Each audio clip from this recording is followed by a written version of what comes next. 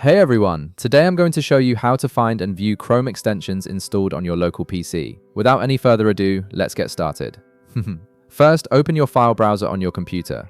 This is the application you use to navigate through all your files and folders stored on your system. Once you have it open, look for and click on this PC. This will give you access to all the drives and main folders on your computer.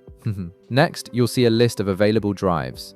Click on Local Disk, which is typically labeled as C. This is your primary hard drive where Windows and most of your programs are installed, including Chrome and all its data.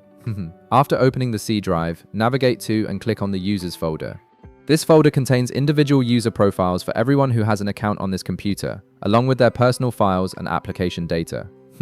Now, click on your User Computer folder. This is the folder that corresponds to your Windows username and contains all your personal settings and data. Inside this folder, you'll find various subfolders related to your account. From here, click on App Data. This is a hidden folder by default that stores application settings and data for programs installed on your computer. If you don't see it immediately, you may need to enable viewing hidden files in your file browser settings.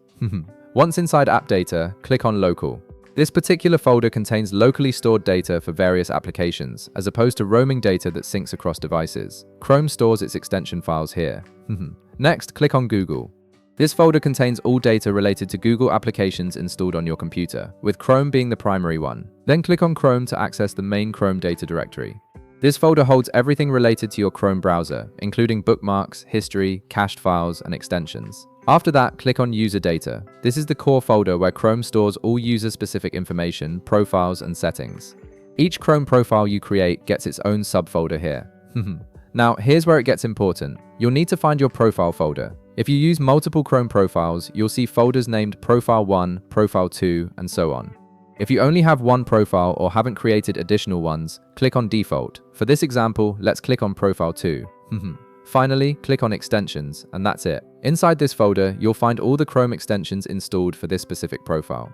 Each extension is stored in its own subfolder, identified by a unique ID string. This is where Chrome keeps all the files that make your extensions work. If this video helped you out, be sure to leave a like, subscribe, and I'll see you in the next one.